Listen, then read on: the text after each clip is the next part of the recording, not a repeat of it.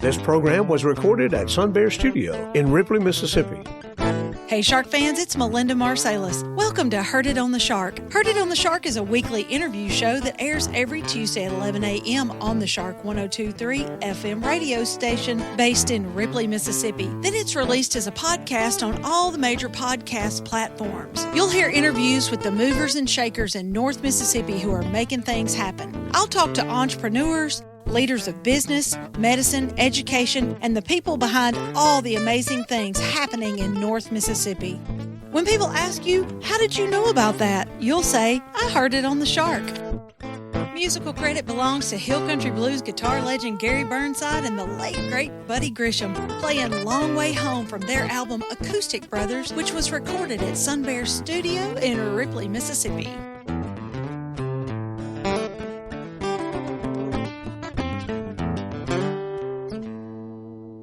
Hey Shark fans, it's Melinda with another episode of Heard It on the Shark. And today in Sun Bear Studio, I have with me the great Summer Gibens, who really was instrumental in Tippah County during this ice storm that we just all lived through together. So Summer, thanks for coming in today. You're welcome. Thank you for having me. Now, let's see, Summer, I have known you as...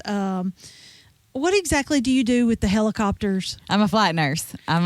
Okay, so people get helicoptered off to whatever in a heart attack, and you're on the helicopter with them? Yes, ma'am. I'm in the back taking care of them. Oh, my gosh, that's so exciting. But what do you do for a day job? Day to day, what do you do? Day job. I'm at the Tippah Career and Technology Center teaching the kids law and public safety, teaching about EMS, fire, law enforcement, EMA, FEMA. Everything I do is a job and it's my passion. I teach them. We could not get any luckier to have you in that position. That thank is great. you. That's awesome. Thank you. Okay, but I want to talk about the ice storm. So before the ice storm, I know that now you're the emergency management assistant director. Yes, if you want yes. to call. Were you that before? No, I was not. They just tossed you in. Tom Lindsay called me and said, hey, can you be at this meeting at 10 o'clock Saturday? I need some help. So I said, sure. And I showed up. Normally a disaster happens up here. We don't have hurricanes in North Mississippi. No. And so it's usually a tornado, and it's a smaller swath of problem than this was. Right. This was different than what anybody has ever experienced. Okay. And the reason that I wanted to call you and talk to you about this is that people listen to this podcast all over Northeast Mississippi, and I wanted to let you tell about how you got everybody organized, because, girl, you did. It was great because everything was just such a disaster, and people were literally frozen in at home, but you had a plan, and I don't mean to just put it all on you, but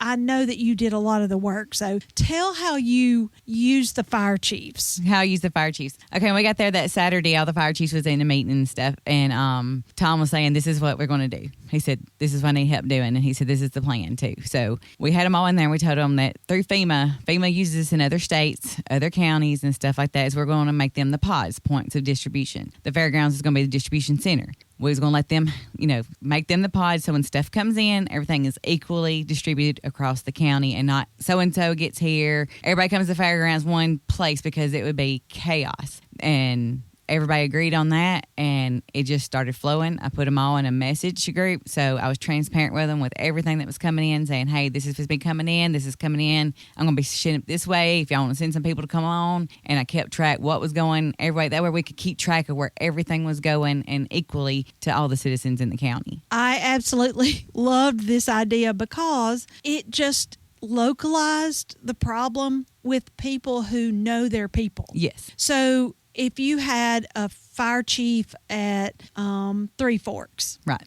Okay, now where's Three Forks? I bet most of Tippah County couldn't tell you exactly where Three Forks is in Tippah County. Right. But the Three Forks fire chief knows everybody that lives out there. Yes, ma'am, he does. That's right. Mr. Joey does. I mean, all the fire chiefs did. And like I said, they had boots on the ground. When I say boots on the ground, they were out that Saturday night, and they didn't stop for 2 weeks. And they were going door to door. They were carrying people food. They are the MVPs of it. I mean, they were doing the groundwork. I was keeping in touch. And like I said, some of the stories they shared with me, I mean, it was heartbreaking and warming at the same time. I mean, they were out there.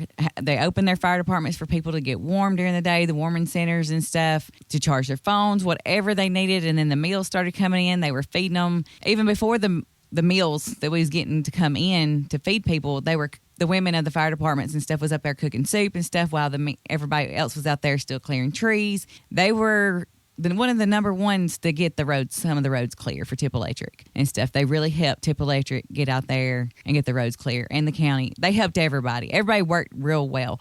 I wish everybody could see everything that happened behind the scenes. I will be sharing some pictures of that. But we didn't have time to show everybody what was happening behind the scenes. But people were day and night working, day and night. That's one of the reasons I wanted you to come in and talk about this, because it was happening so fast. Mm-hmm. But I can remember thinking, I also had a thread with those 10 fire chiefs, and they were so nice because we were trying to get information out, and I had to talk to them too. They were so nice, and they always told me what I needed to do and told me the things I needed to know. Well, I kept thinking, somebody needs to brag on these guys and tell how amazing they are. They did amazing. And like I said, I know all of them because I teach at AirVac. I teach CPR and stuff like that, and some of our CEUs and stuff.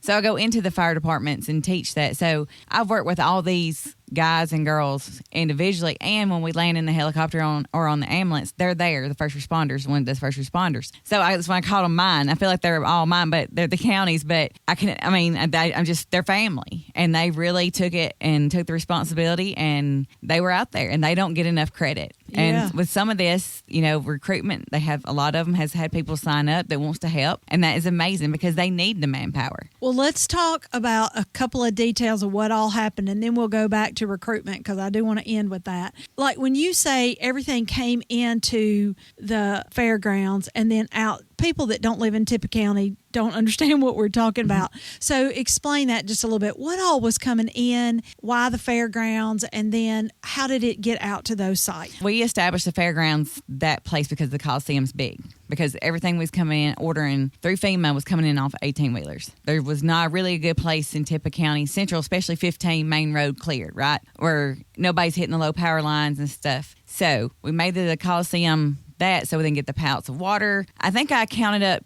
a total of 26 to 28 18-wheelers that came in that week of water, MREs, cots, blankets, first aid kits, and there's so much more that came through. Like in the Walmart truck, the Convoy of Hope, so much stuff come through there. And that way we had a count of what came in because we was keeping a track on it on our FEMA site when we ordered it. That way we knew what come in and we knew how much, and it wasn't, it was just a good distribution site, and it was out of the way of the flow stuff because some of the 18-wheelers staged there at night because they were okay staying there, so it's a safe place for them. So it was a good place for the 18-wheelers to come in, turn around, and get out, and not blocking traffic or anything like that. So, and did the National Guard take this stuff out to the fire? Yes, houses? They did. They did help us, the generators. They helped escort them. I helped with the water. We took some water one Saturday night. That Saturday I came in, we had some water delivered and stuff. We got it divided out amongst them, told the fire chiefs and text me, this is what's coming. We're leaving at this time. And I followed the National Guard with them